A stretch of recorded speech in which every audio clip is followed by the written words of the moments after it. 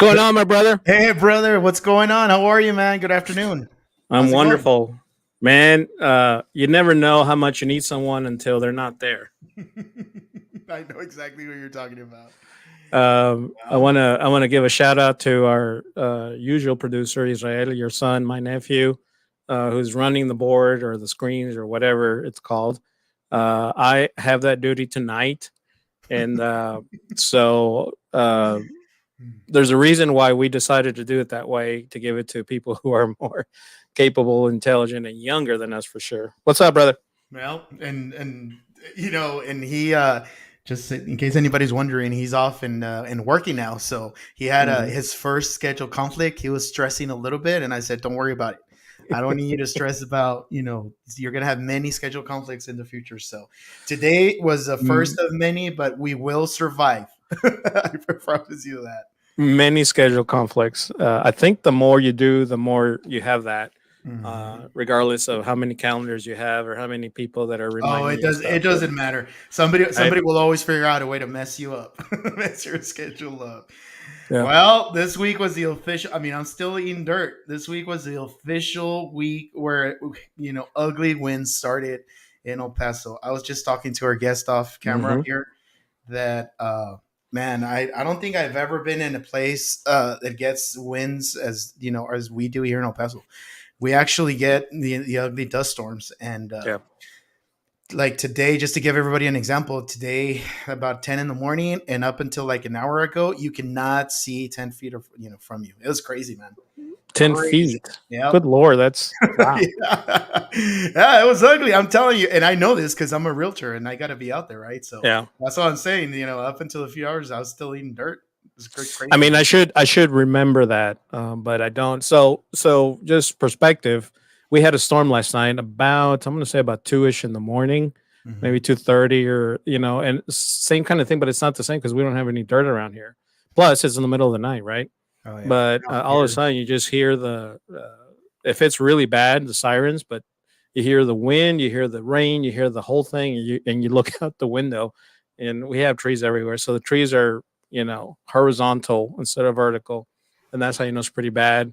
I opened the doors for the dogs, and they took a peek, and I'm gonna right back. So same, but not, because I get what you're saying. Yeah, Here, the best way I can put it is that Will Smith wasn't the only one slapping people around. Oh my gosh! I just had to bring it up, man. That's what everybody's been talking about the whole dang week. Hey, I have a question. We're not even gonna get into that, but I do have a question. Did you watch the Oscars? Nope. We were celebrating future in-laws. So Damian's mother, it's Anna's boyfriend, who. It was her birthday Sunday, and so we were out with them when we got the text from family saying, "Oh my gosh, Will Smith and Chris Rock got in a fight."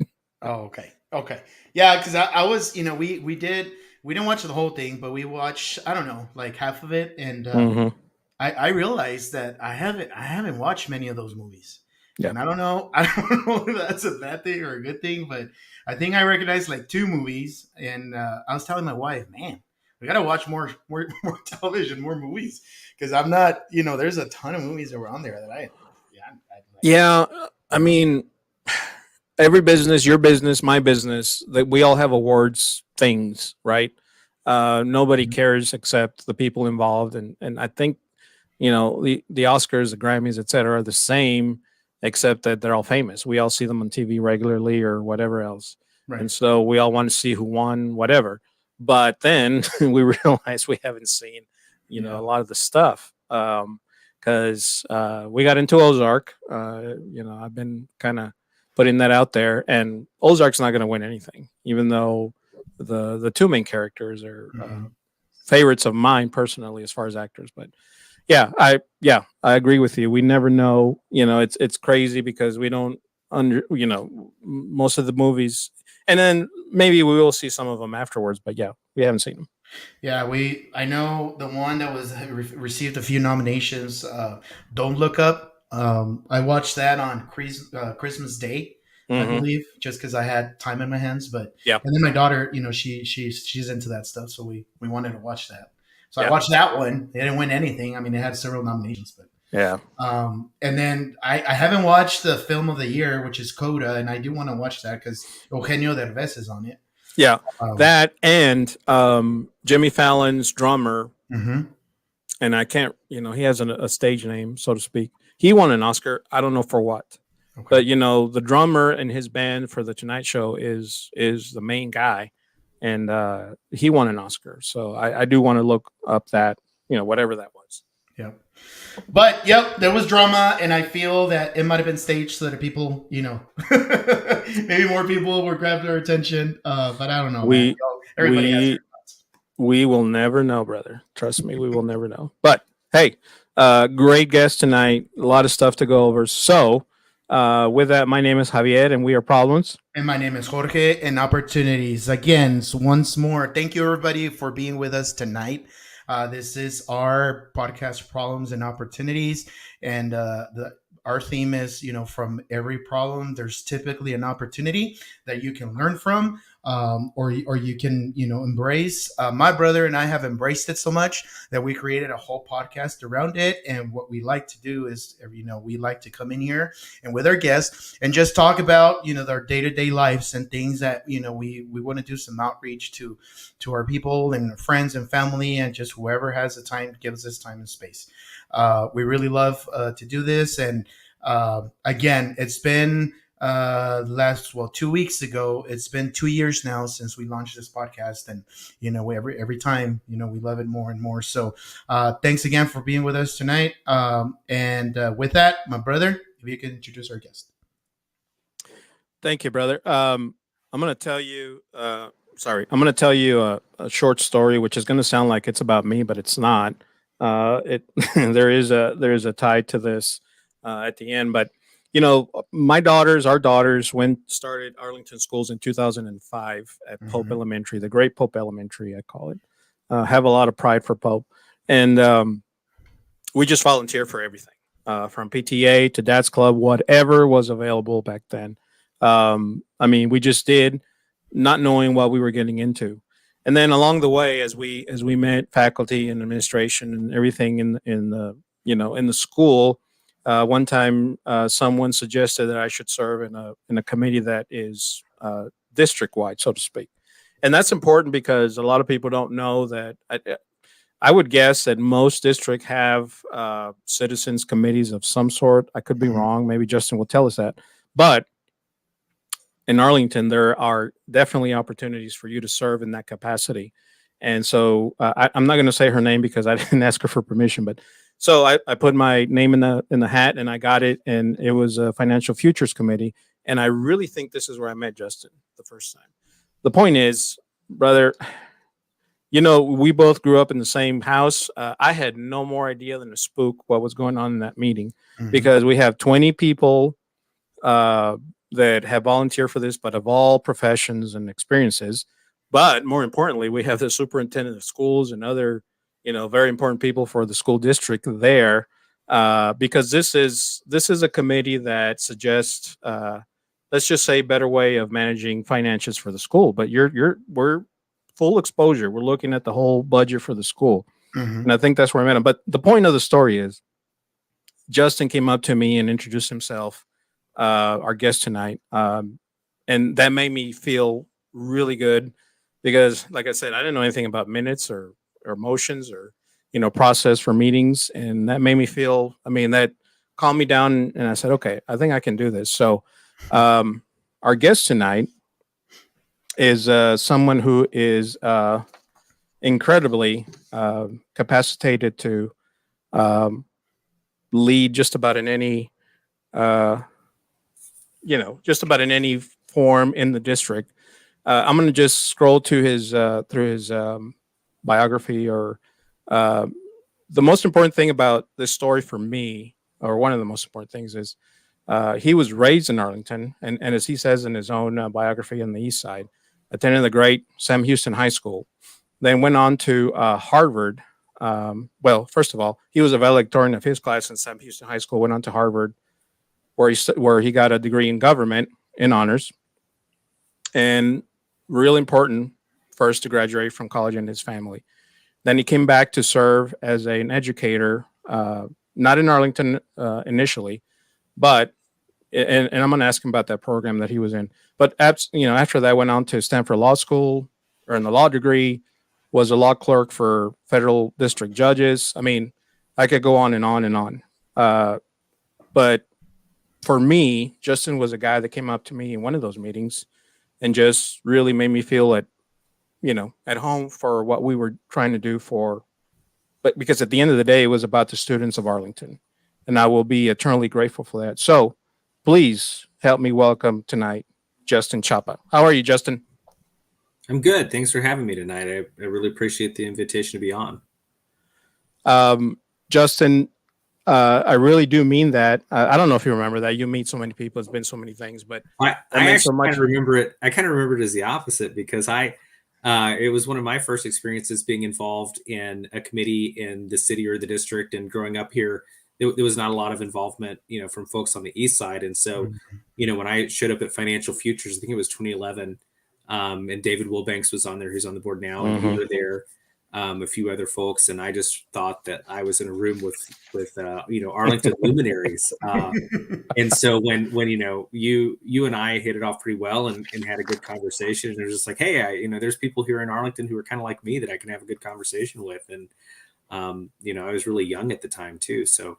I remember it as I got to meet you, and you made me feel comfortable. Well, I appreciate that, Justin. But I just skimmed over your background, but really let's tell our listeners, about your background as much or as little as you want to say about it. Sure. Where you come from. Yeah. So you hit the highlights. I grew up on the east side of Arlington. If you're familiar with Arlington, I grew up over by the General Motors factory. That's where my grandfather and uncle worked, and had the fortune to live next to my mom's parents for several years. And when I was going into fourth grade, we moved over closer to Sam Houston, but not that far of a move. So I very much grew up on the east side of town like my parents did, and grew up at Sam. Had the opportunity to go to Harvard for undergrad. Really wanted to be a teacher, but like you mentioned, I was a first generation college grad in my family, and there was a lot of pressure from the family to explore all the options that the opportunity I had given me. Right. And found Teach for America, which ended up being a great fit because I wanted to teach, but I wasn't sure that was the right thing for me. And also was interested in law school because I was interested in history and current events and writing and things like that. But, I didn't know any lawyers growing up. And so it seemed like a really good program to get into, because if I got into Teach for America and law school at the same time, I could teach for 2 years, defer my admission to law school for 2 years, and then just go from teaching into law school. And so I got into both programs, and that's what I was able to do. So I taught 12th grade government economics at Rivetta High School in Nashville, and loved it. Absolutely loved it. Wanted to stay longer, but if I had stayed longer, I'd have to apply to law school all over again. And I was really lucky to get into Stanford the first time around. So ended up going to Stanford for law school. Law school was not a fun experience. It's a challenging experience, I think, for anybody who goes through it. Right. Was able to use my interest in education. There was a joint degree program with the education school that started while I was there. And so for no extra time or money, I was able to get my master's in education with my law degree. And so that's the program that I did. And through that, I was able to do the Youth and Education Law Project. I represented special needs students in disputes with San Francisco Bay Area school districts. And after that, went to go work for federal judges at the U.S. Court of Appeals for Fifth Circuit and the Federal District Court in Dallas, and then went into private practice. And I've been practicing law at large international law firms ever since, largely with the same group of folks. We've jumped from firm to firm, and actually, I started another firm with the same group of folks on Friday. But never really left education. I moved back to Arlington with my wife, who also went to Sam Houston, and have been involved in, at first it was citizen committees, the financial futures committees with Javier, and then the Citizens Bond Oversight Committee for several years. And then there was a vacancy that had opened up when a board member moved out of town, and I was asked if I was interested in filling that vacancy, and I said I was, and that's what I've been doing ever since. Ran for election in 2018, was unopposed in 2019, and I'm up for re-election again today.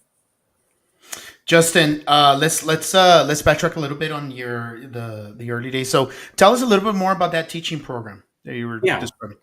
So Teach for America is a program that at least at one time when I went through it described itself as the Peace Corps, but for teaching in the United States. And so Teach for America is still around. It's much larger actually than it was when I went through.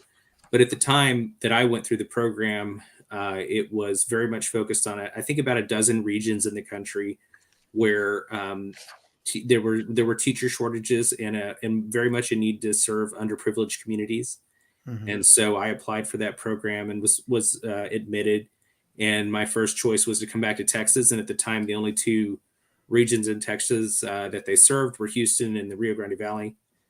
And I was assigned to the RGV, and I was originally slotted to teach 8th grade U.S. history, but right before the school year began was moved to 12th grade government economics, which is what I wanted, because I wanted to help students apply for college and financial aid, because I had, I didn't have a whole lot of folks helping me who had experience doing that. And I wanted to be able to help people like me have the same opportunities. And so went to teach at Rivetta High School, ended up co-sponsoring the student council, started an advanced placement macroeconomics class, ran the Go Center College Center there, helped run the after-school credit recovery program for students who needed to gain credits to graduate, and just sort of threw myself into it. And there was a lot of opportunity. The faculty and staff there were fantastic and really supportive of people who wanted to come in and make a difference, and just had a great time, had great kids that I'm still in contact with. That's amazing. Justin, I've always wanted to ask a lawyer this, specifically lawyers who were clerks to, any judge, but especially at this level. Man, what is that like? So it's a very challenging and interesting experience, because you are someone who's usually typically fresh out of law school or have been in law practice for a very short amount of time, and you're tasked with helping federal judges make decisions in their cases and providing them research, helping them draft orders and opinions, and basically helping them try to get things as right as they can in terms of the law and the facts of the cases that have percolated up. And, as somebody straight out of law school, you take that so seriously, you feel like you can't get anything wrong, because then it's going to be a bad outcome potentially for someone who deserves to have, to vindicate themselves in court. And so I really enjoyed it. I learned a lot. I happened to work for two federal judges who had a lot of experience, who took it very seriously to train the next generation of lawyers. And it was just a very interesting experience working on a variety of cases, from the criminal law to immigration law to civil lawsuits, constitutional law, even in the Fifth Circuit, some admiralty law. And the Fifth Circuit also includes federal appeals from Louisiana. So you learn a little bit about the Napoleonic Civil Code in Louisiana, which is still their system of law. And I just, as somebody who, if you're a law nerd and you're dealing with legal issues, it's really just sort of a great experience, and help you work on your research and writing skills, and really learn from some of the smartest people in the business and some of the real luminaries of the legal profession.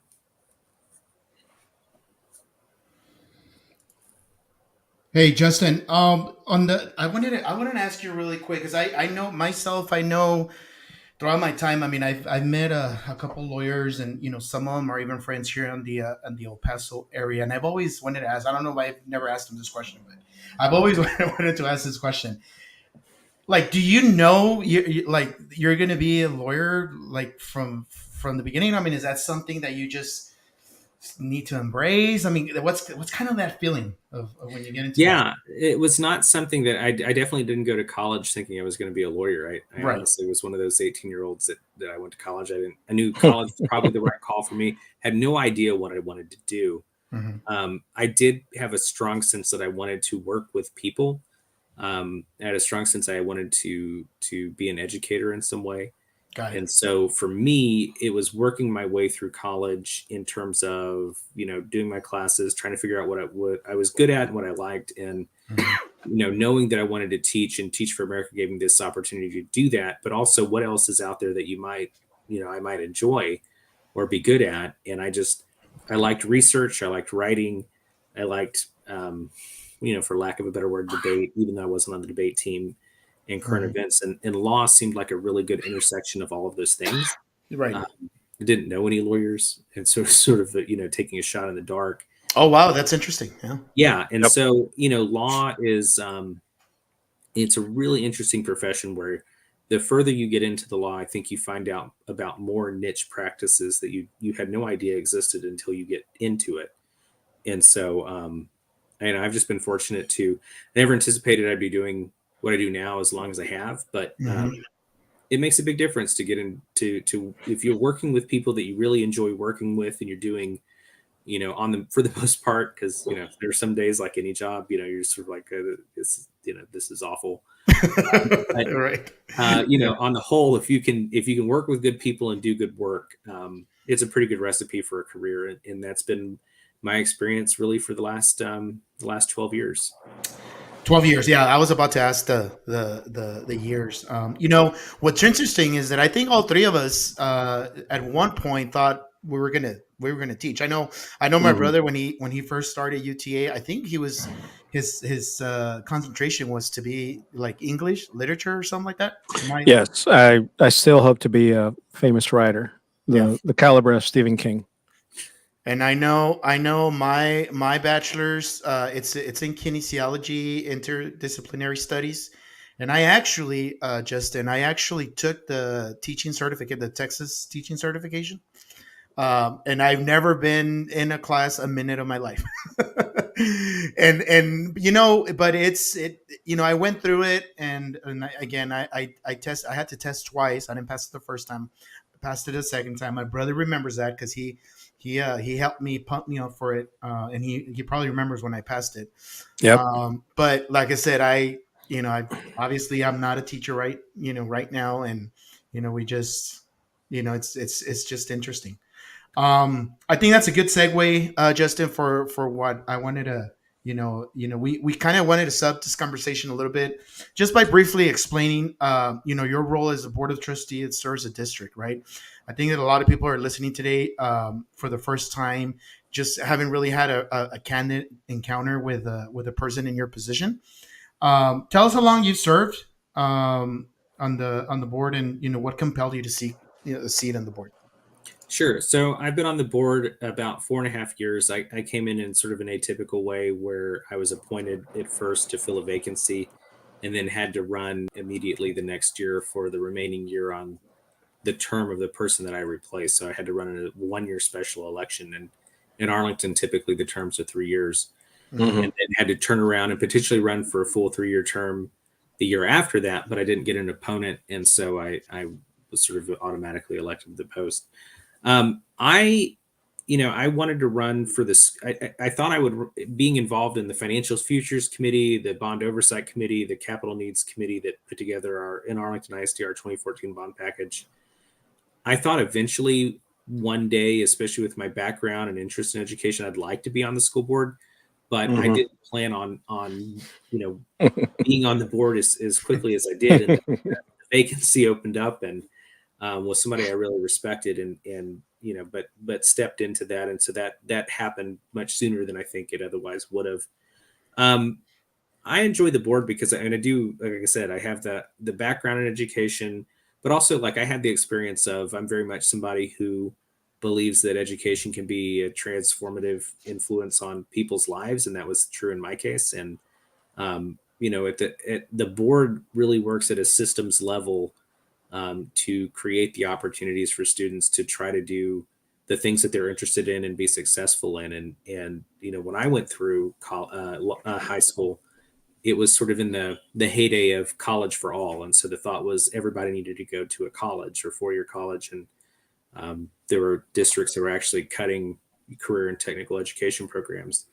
And I think the pendulum has sort of returned to a good place where today we have good, really strong academic programs in AISD, but we also have a really strong career and technical program and in dozens of different specialties, and Yes. students can earn certificates in high school that they otherwise would have to earn at community college or through some sort of career technical program.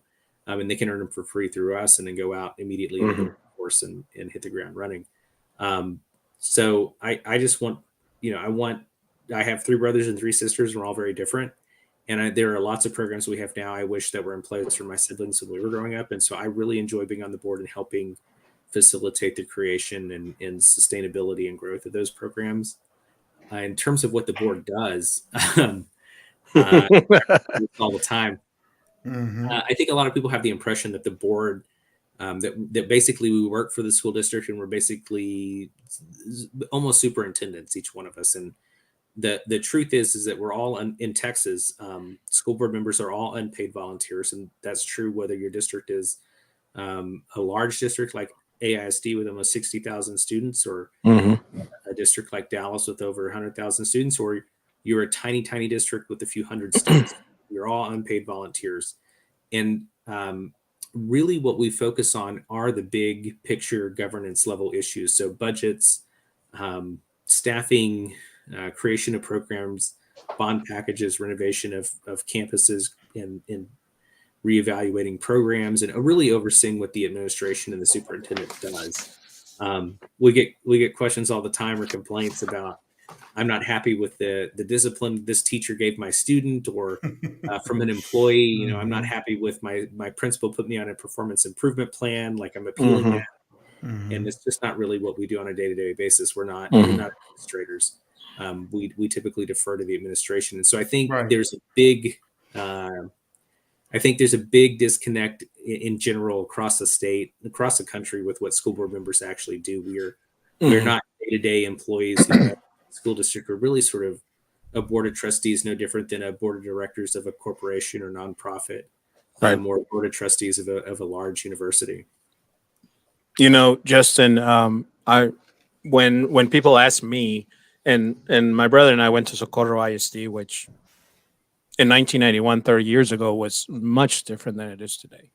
And by that, mostly in the growth, incredible growth. When I went to Socorro, it was one high school. And I think, brother, correct me if I'm wrong, but I think it's 6 high schools now, which gives you the idea. And you probably know. But let's just say one curious thing happened recently is that the district elected or approved or hired a superintendent who does not speak Spanish in Socorro schools. And it became, sorry, I should have put myself. Well, no, you are. Okay. And then became a controversial thing on social media. And my immediate answer was, and I'm preaching to the choir. My brother knows this. I said, if you did not participate, if you did not vote, if you did not, yada, yada, this is what happens. I don't know if he's, I assume he is qualified or not. But point being, I want you to speak a little bit about the importance of us parents, of us community, knowing not only you who serve, but also participating in, the election process. Speak a little bit about that. Yeah, I mean, it's incredibly important for parents to be involved. I've got 3 kids in the district. They're 12, 10, and 5 years old. And, my son is in the first cohort of the district's Fine Arts Dual Language program. I was the first generation in my family that didn't speak Spanish. And I feel like the only real reason for that is when my dad was growing up, his family had moved to North Texas from South Texas back in the 60s. It was viewed as negative to speak Spanish at school or in the classroom. And so sometimes if he and his brothers, my uncles, spoke Spanish at school, they get disciplined. And so it was very important for our generation, in their view, to speak English only. And so, I wanted my kids to have that, and, that perspective and being able to have that language. But that was a decision I made as a parent. And I was really glad that parents, not only me, but generations before me, had pushed the district to be innovative in creating, different opportunities and non-traditional programs. And so that was not, I think a program like that wouldn't have existed 20 years ago, but parents now are asking for it. And so parent involvement is huge. I know there's a real debate right now over the amount of parental involvement that should be in public schools and how much school districts listen to parents. But I think the real answer is that districts have always wanted to listen to parents, and not only for their ideas, they want their involvement on campus. And the fact that sometimes a parent might not get their way individually is not indicative of blowing that parent off. I mean, sometimes it just, people disagree on priorities, but, I think in AISD, we've got over 70 campuses. Some of our campuses have very strong traditional PTA programs, but many don't. They have growing programs or kind of defunct programs, and some have no real PTA or formal parental organization at all. And so I think a real challenge for us has been to get parents across the board involved, because there's never, I know the rhetoric right now is that public school districts ignore parents. I really don't know where that comes from, because when I was a teacher, I wanted parents involved, and I wanted them to talk to me about what their kid was doing. And as a trustee, I mean, it's the same thing. We're here to serve the community. And if you have a concern about, a program we should have, or you have a concern about the way a program we do have is operating, or curriculum that your child's teacher is implementing. I mean, we want to know that. And I guarantee your child's teacher also wants you involved. They want you to help out in their classroom and work in the workroom and be involved. And so, parental involvement is just critical. And that's not a talking point for me. I mean, my wife, who's also a former teacher, she taught pre-K, third grade. We've been involved in PTA from the beginning at our kids' schools, and we've tried to develop a relationship with the teachers. And it's, it got really awkward when I got on the board, and it's like, technically, sometimes the teachers is a little awkward talking to them about my kids, but like, I just want you to talk to me as a parent, because I'm coming up here and helping volunteer for the carnival or run the dad's club or whatever it is. Because I have kids and they're in school, and the way I was raised is you should be involved. And there's not a school district I can, a teacher I can think of that's like, we want fewer parents involved. I mean, we want that. Oh, no. Yeah. Well, listen, Justin, our parents were not involved like that. But it was a different generation. But my maybe my first and only argument when anybody ever challenges me on on whatever's going on in the school district or in the campus or et cetera, is how involved are you? Do you know your principal? Do you know administrators? Do you know your faculty? Do you know your kids, teachers? I mean, that's really and truly the way I approach it, because that's the way we did it. And we didn't know any better except to do that. And so, to your point, parent involvement in whatever level, if you go to one thing, if you go to everything, if you just participate in, whatever's going on, it's so crucial to whatever's going on. And we always told, in the beginning, I always told my girls, I had two girls, I just wanted you to remember our faces, in whatever you were doing, whether it was a Christmas party in the classroom, whether it was a volleyball game in junior high school, whether it was, later on in high school, they were both Vikings, whatever it was, I just wanted, but in that process, we got so much done, not only for them, because, between you and I, they never knew when we were going to be in the campus. Also, we really could help raise funds for different groups. I mean, whether it was the Vikings or whatever it was, fundraising. I mean, we had different contacts and resources. Parents don't understand how important it is. So I'm glad you said that, how important it is to be there, because the littlest thing, just the fact that you show up to one event. I mean, listen, brother, I think even if all you care about, I guess, for lack of a better term, is knowing who plays what role within the district, right? Like, what is the role of the administration? What's the role of the trustees? Meet your board, right? Understand what their, what their passions are, and what their role is, right? I think it would be a world of a difference. Justin, would you agree? Is this your biggest challenge? I mean, what challenges are you facing? Oh man, I don't know, how much time do we have?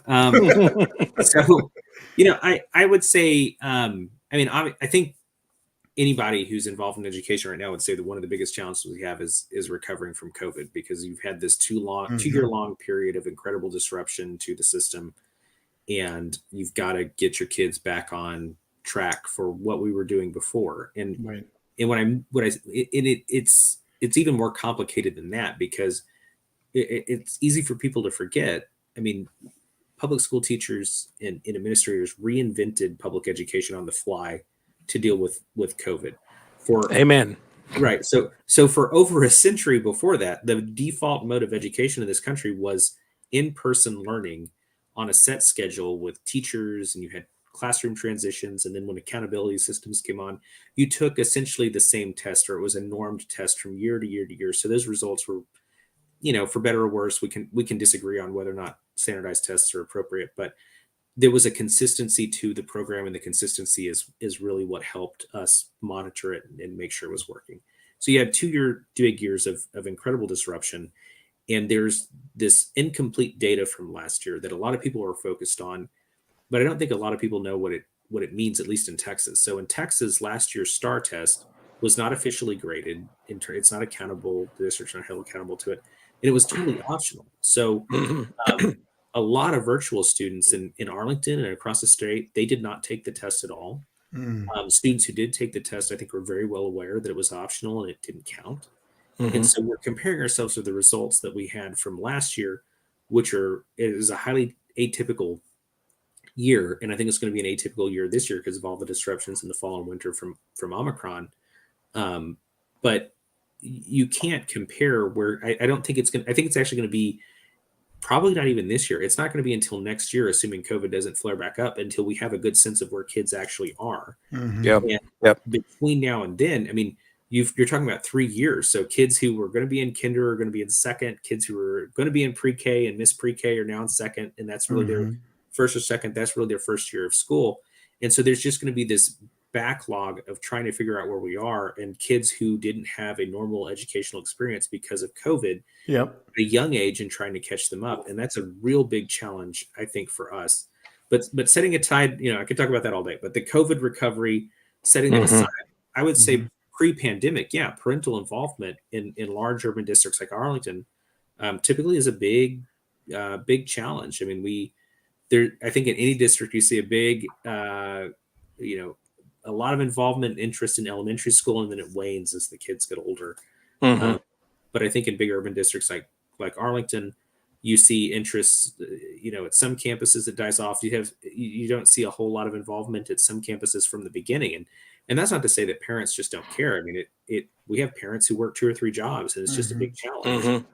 But I mean, the research consistently shows that if your parents are involved in education, you're going to have a better educational outcome on average than your peers. And, that's why, we talk about good schools, bad schools and whatnot. But one of the biggest determining factors is how involved are your parents in your education, from reading at home before you go to school and all the way to monitoring what you do when you get home. And so, you can have a kid who goes to what some people would consider a quote unquote not as good school, even though in a lot of cases they have very strong teachers. But if you have strong parents at home, your child is probably going to have educational outcomes pretty close to more affluent students in other districts. So parental involvement is such a key, and people have been trying to crack that nut for decades, and whatever help we can get on cracking it, we'd appreciate. But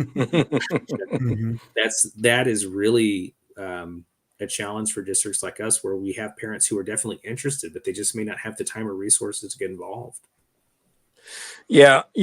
One of and I know you're involved in and I was trying to look up the Desk Club, because I know it said that you were a founding member. So I was one of the Pope Desk Club, which is literally, if we had a pin for that, I would wear it every day. I'm so proud of what we did with the Popes, and they're still doing things. One of the things that the Desk Club encourages, or is meant to do, is to, encourage dads, which, and, I don't want to use any words, but dads are usually working and things like that. But we really had some options or some events for dads to participate in their children's, in their education, as you said, any help we can get. And we had a lot of fun with it. But that was a really, really special time for me through, elementary sort of ish through junior high, but it kind of dies after that. Elementary is the key to that. But I'm telling you, I know, and I'm trying to look through your bio. Tell me which dad's club you're part of. Sure. So I was a founding member of the Dad's Club at Corey Elementary. It's now Corey Fine Arts and Dual Language Academy, but it was the school that was selected for the South Fine Arts Dual Language Academy in Arlington. But it was not an immediate transfer. So the district phased in one grade at a time the Fine Arts Dual Language program with the existing traditional program at Corey. And so the Corey PTA had been strong, had been in existence, was relatively small. And then the Fine Arts Dual Language parents came along and we had to work together. And one of the ideas to increase, cohesiveness and involvement during that transition period was to form a dad's club, which the PTA had not previously had. And so that first year that I was involved, I was the chair, and there was a district-wide initiative at the time called All Pro Dad. So we used a curriculum that was there's a program called All Pro Dad. I remember that. Their character education program. We'd have I forget if it was, I think it was monthly meetings where we would go over some sort of character education or parent, some sort of parent education based lesson, had an activity with the kids. We'd meet up for breakfast with at the campus as part of that. And then something else that I wanted to do was get the dads to know each other. So once a month we would also meet up. There was at Gilligan's or Twisted Root or somewhere else, just the dads try to get to know each other outside of doing things at school with the kids. And, I think it was important. And we were also very open about the fact, because we did get questions like, why is this only for men? And we were clear that it's really it was for any parent, any parent figure, whether that was a grandfather, a grandmother, or an aunt or an uncle, whoever was influential in the child's life, we wanted them involved. But, it was traditionally it's a shorthand for dads are, historically less involved in PTAs and formal organizations. And we wanted to try to change that. Yeah, absolutely. And we got the same questions, about the, who qualified as dad. But so Justin, I'm going to kind of segue into a little bit more sort of complicated information about our, bond activity. One of the things that was really hard is really hard for people to understand is how bonds work for school districts. In 2014, Arlington schools passed, and when I say pass, for whoever's listening, I'm not talking about the school board. I'm talking about voters for registered voters for the community. They passed a $663 million bond. That was, by way of election. And then in 2019, another similar bond was passed for $966 million, which is close to $1 billion, let's just say. Again, through election. This is not, something that the board or anyone else approves. This is a complicated process to do that.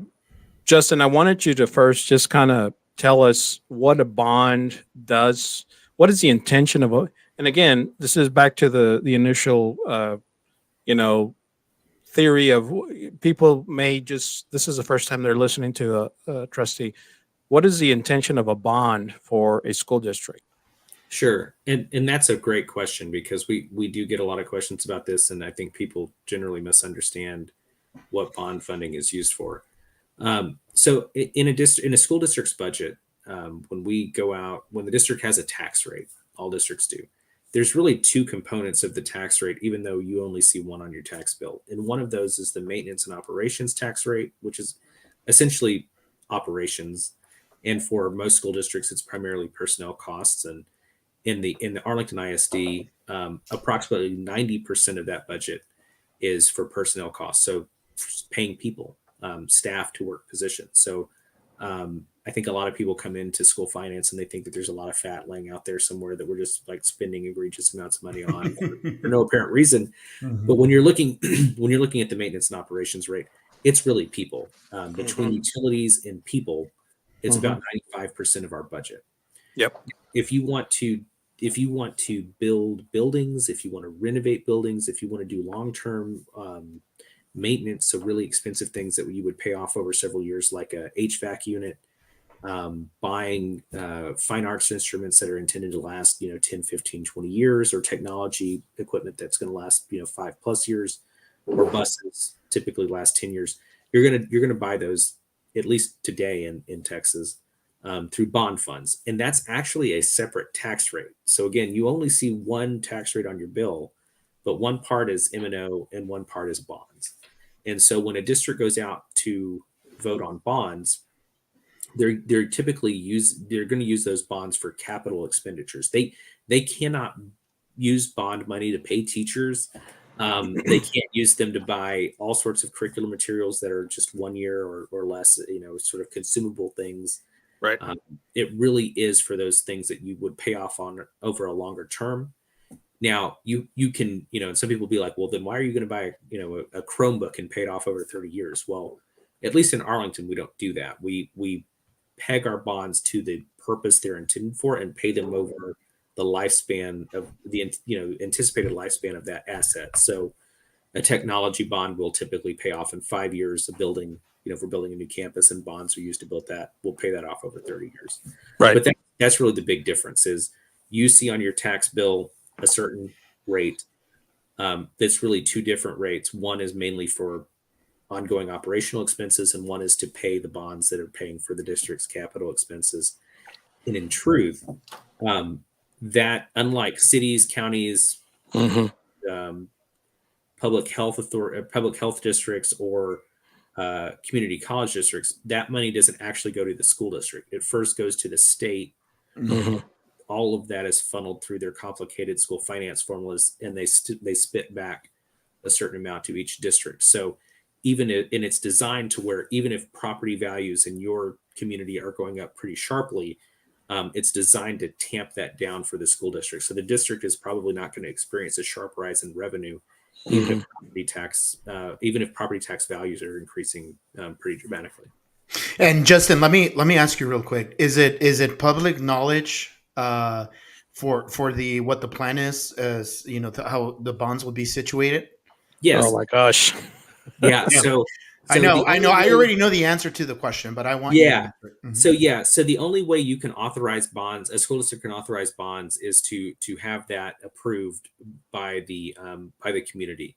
And so, what we've done in Arlington, at least with our 2014 and 19 bonds, is we convened consultants and experts first to determine what the district's capital needs were. And sort of put together a master plan of everything conceivable that the district might need over the next 10 years.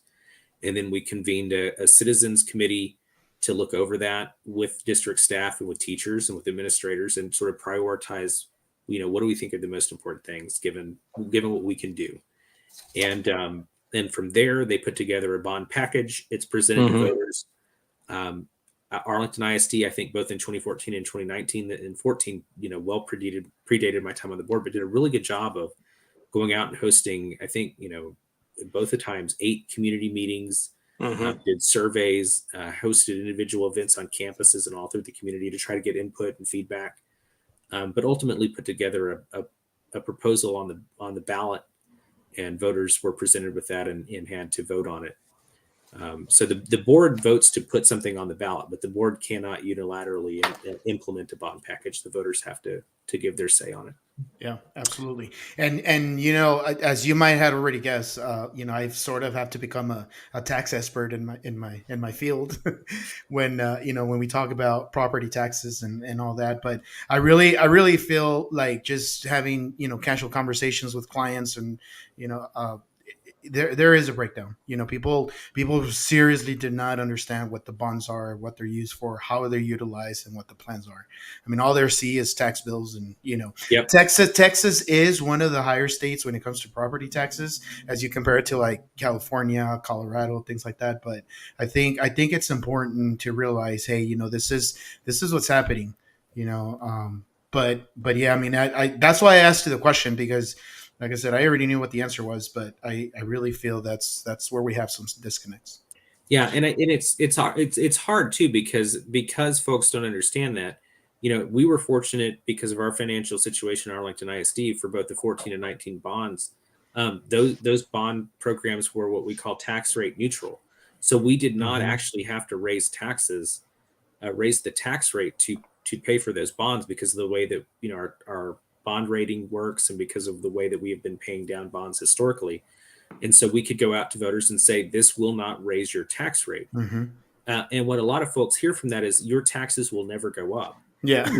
And in Texas, your tax value, what you pay in taxes is primarily driven by the value of your property. And so as property, people love the increase in property values because I've been living in this home for a long time, and that means I could sell it for $100,000 more than I bought it for. So they love that. The flip side of that is that the amount you pay in taxes because of that is going to go up, and it's a regressive tax rate, so people really feel it.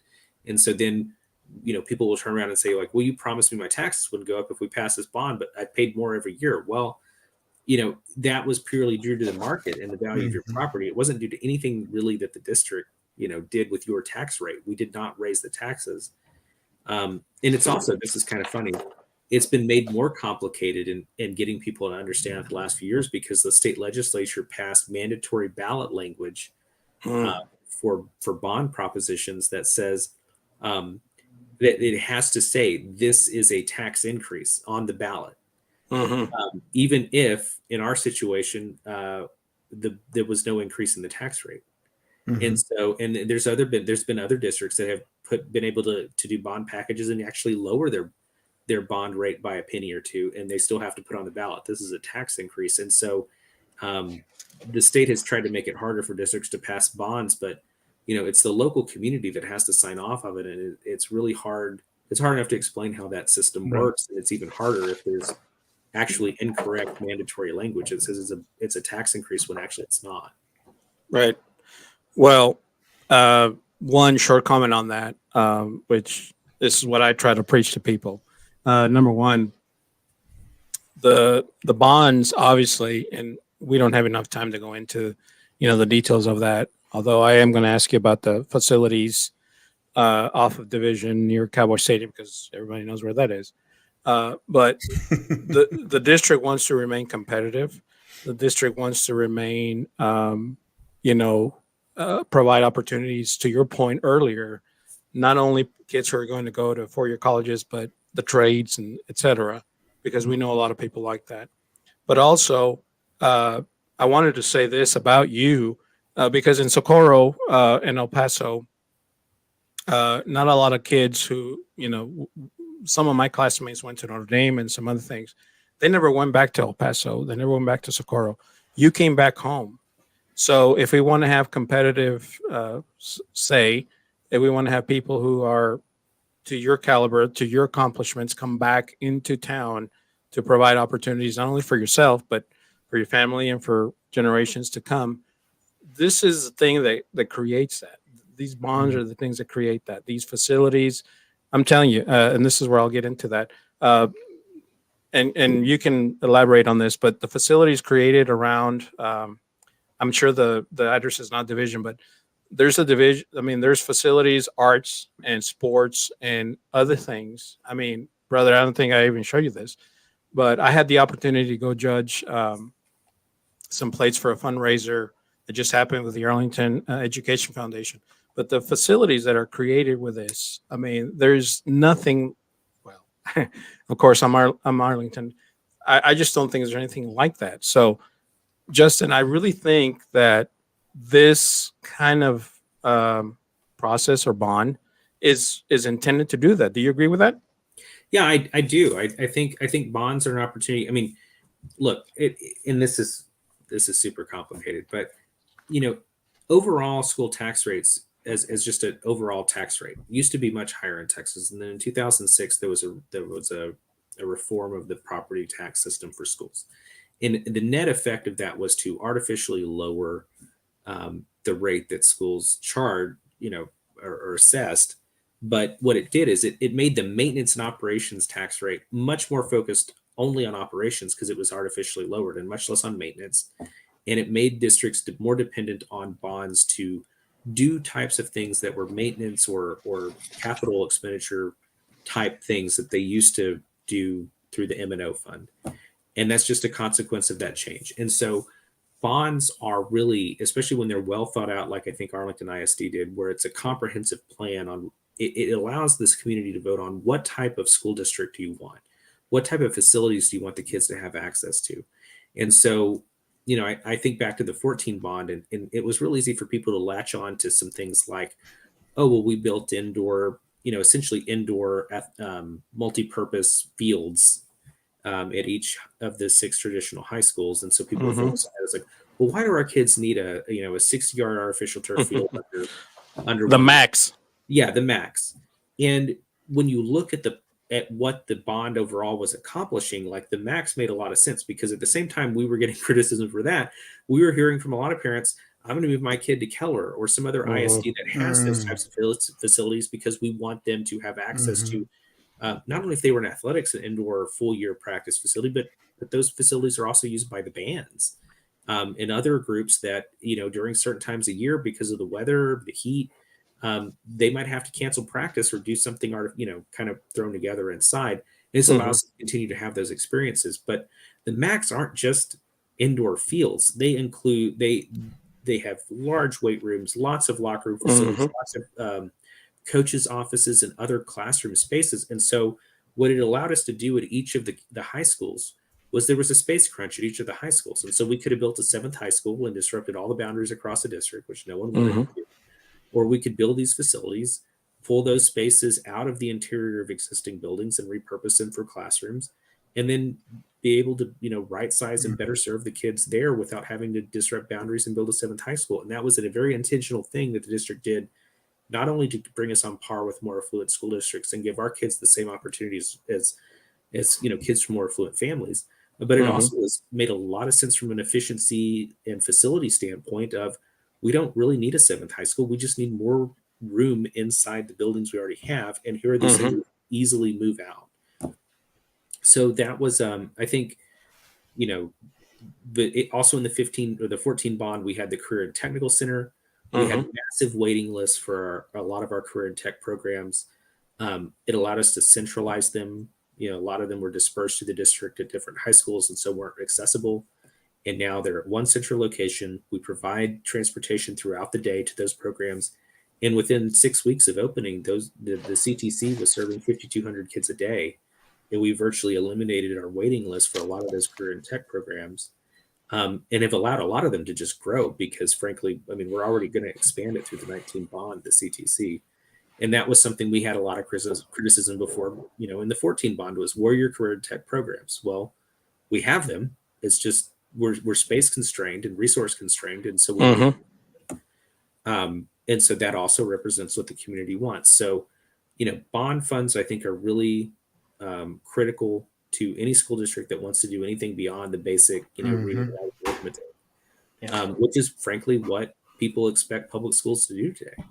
Yep. And you'll correct me if I'm wrong, but the Den Diaper Center, which is, I don't know if it was by the 14 or the 19, I'm going to say it's 14 bond situation, but that center, and I've talked to my family and I think my brother, but that is exactly what facilitates people to do things like welding and even police, fire, and some of the trades that some of these kids are going to be wonderful at. In fact, just a little plug for myself, we're trying to get an insurance situation going in there. But the point is, that is what these bond packages and these buildings are intended to do: serve the community as best as possible, without exception. So I really wanted to touch on that because one of the greatest questions I'll ever get, well, one of the two, is, if a kid was wronged, how do I talk to whoever? Two, they passed all these bonds and nobody voted. And then what is the money spent on? So I really thank you for, touching on that for us. So yeah, I appreciate that. Absolutely. If anybody has any questions about what the bond funds are being spent on, you can go to the AISD.net homepage, and on the homepage there's a link to the bond bond portion of the site, and you can track expenditures by campus. And you can see the intended programmatic improvements and renovations and whatnot at every single campus in the district for any of the 14 or 19 bonds. The 14 bonds done now, it was completed on time and under budget. And we hope to do the same with the 19 bond, even though there's, right now with inflation and materials and costs and stuff going up, it still being a challenge out there. But you can see, it's totally transparent what this money is being spent on. No one's trying to hide this money. It's not a hidden agenda for anybody. Right. People will say that sometimes about like, oh, they're hiding the money. I'm like, well, but why? I'm an unpaid volunteer. I'm not getting anything from this. We're trying to create opportunities for kids. And here's the thing, we tell you what we're going to do, and then you can go out after the fact and see if we did it. Yeah. Yep. And so far, I don't think anybody's come along and been like, oh, this thing was supposed to be implemented in the bond program. You said you'd create this program, and lo and behold, it didn't happen. That just has not been. That's not been true. Nope. And you know what, Justin, we could sit here and talk about this for hours. It's just, there's the same. We're seeing the same concerns in the El Paso districts. It's no different. And I think one of the things that's worked better, when it comes to more parent involvement, is parent referral. I don't know if that's the right way to say it, but I think parent to parent conversations and just talking to people, talking amongst each other helps out, even if it's just a little bit, even if it just gets one other parent involved.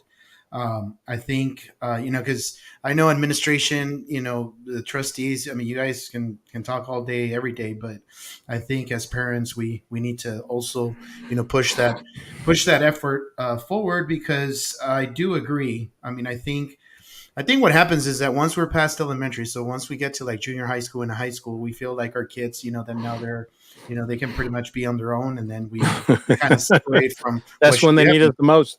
But that's when they need us the most. I was just about to say that. So I think, Justin, again, just lastly, typically my brother and I like to end the show with, crystallizing. But with having you on the show, I know you're up for re-election, and I know there's another person that's up for your competition for your seat. I've seen or I know, not seen because I haven't seen it, but I do know my brother has your sign in his yard. Go ahead and give us your pitch. What do you want the folks to know? Sure. It's hard to get your message out when you're running for school board. These are positions that people typically don't pay attention to. And I like my opponent is Kelly Burke. He's a personal trainer. He works with kids. His wife owns a daycare. He has a family that, as far as I know, they don't attend ISD schools, but he has children, and he's very interested in mentoring kids and has, I think, a real heart for kids. I don't want to downplay that at all. But when it comes to serving on the board, Mr. Burke ran for mayor last year and was unsuccessful, and now he's running for school board. He styles himself, and I'm not putting words in his mouth. He's a Republican conservative activist, and that's fine. But the things that seem to interest him are these real hot button issues that school boards in Texas typically don't deal with. Mm-hmm. It's been real easy to point to school boards during COVID because, quite frankly, there were parts of COVID where the state wanted to take decision-making power that we had always had away from the school boards and take it for themselves. And there were times during the pandemic where it was very convenient for them to shove stuff down to us that shouldn't have been our responsibility to decide. Mm-hmm. And some of those issues were triggering things for folks, and things that reasonable people could come out on both sides. But and I think that's the real impetus for my challenger, is because I will go back and look through what I did, the positions I advocated for during the pandemic. And I advocated for what I thought was best, given the information available at every turn. There was no sort of ideological component on my part. I wanted to do what we could to keep kids and teachers safe, but also keep our schools open as much as we could. Mm-hmm. And I think we handled it in Arlington ISD as well as just about anywhere else. I think we'll be able to look back like anywhere else after this and find things we could have done better. But I think Mr. Burke, like I said, he doesn't have kids in the district. He doesn't have any real background in education. in public schools. And I think that he is capitalizing on some sentiment in the community about there's some folks who are still unhappy with decisions that were made in the past with regards to COVID, but they're sort of these one-off issues that I don't hope we will never consider again. And so then it becomes a question of, what experience do you have and what ability do you have to be effective as a trustee? And I'm an attorney. And it's interesting because a lot of my cases, I'm in government enforcement defense. So a lot of my cases are against government regulators and government officials.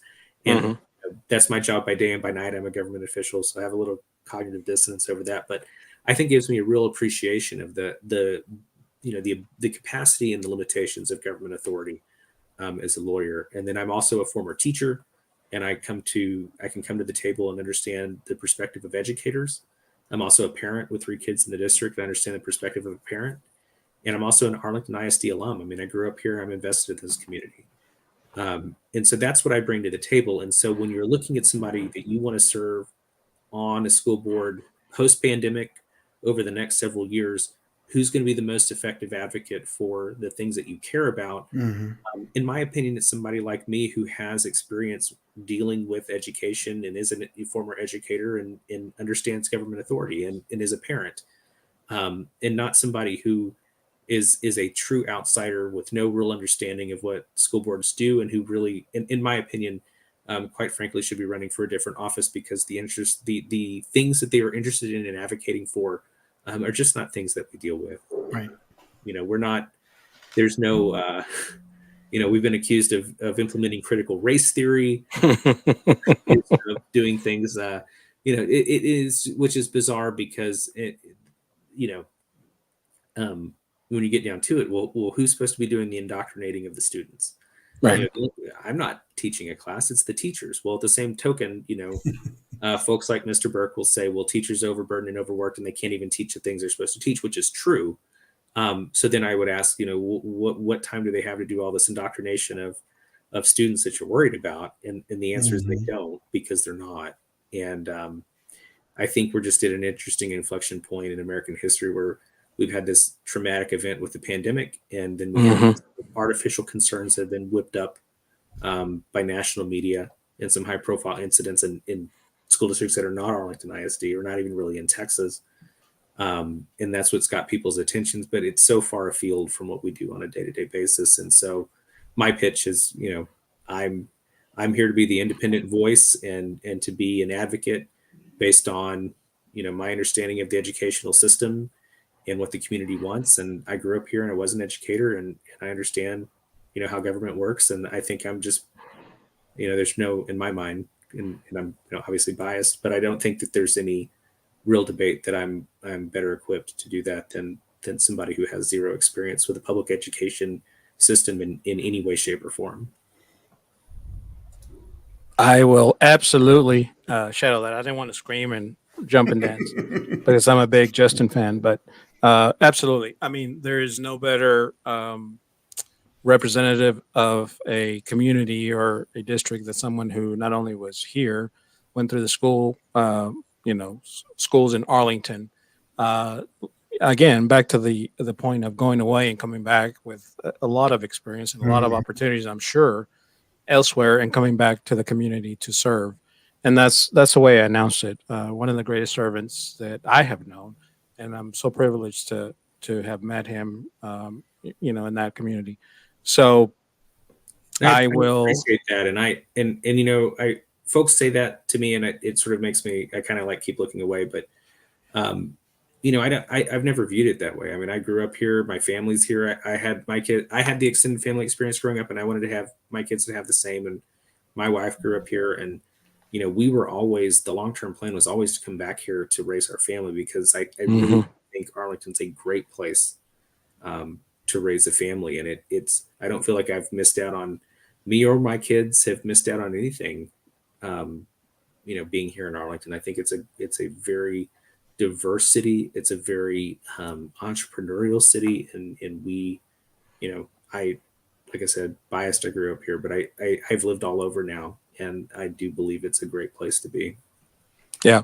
I mean, we managed to get the Dallas Cowboys, the Texas Rangers, Six Flags, and a host of other things in between Dallas and Fort Worth. By the way, you should know, and maybe I told you this in person, but the only person I will not correct, and God bless her soul because we lost her a couple of years ago, but my mother would always say, that I would live in Dallas. Anyone else who tells me that, I will immediately correct them. So, absolutely, he does. Justin, man, thank you so much for your time. You're a very busy person. You're one of the best in our city. I want to thank you for being on our show tonight in the spirit of time. Let me do this. Here we go. Thank you so much. Thank you for doing this. One of the things that my brother and I really, really want to get across, aside from the Arlington schools, which I'm a part of, he is in El Paso, is just people understanding that the Board of Trustees are just people who want to serve and people who want to make a difference and people who want to grow. And that's one of the biggest messages I wanted to get across today. Hopefully that transcends across, here in El Paso. Thank you, Justin. Yeah, no, I really appreciate the opportunity to be on the show. Yep, I will echo that message back to you, Justin. And I think in the spirit of our theme for the podcast, right, where there's many problems with the districts, as parents, we have a ton of opportunity to get involved. Like I said, sometimes not even directly, right? If you don't have the time, even just getting to know, who doing some voting and just meeting people that are going to be involved and represent you. I think that's so critical. But like my brother said, thank you so much for being with us tonight. It was excellent conversation. I always love meeting folks who are involved outside of El Paso, different districts, and because my brother is over there, obviously we do have the opportunity to do that. So it was great meeting you today, Justin. Yeah, nice to meet y'all as well. Meet you as well. All right, brother. And to our listeners, thank you for tuning in today or after this. For my brother, my name is Javier and we are Problems. And for my brother, my name is Jorge and Opportunities. Thank you, everybody.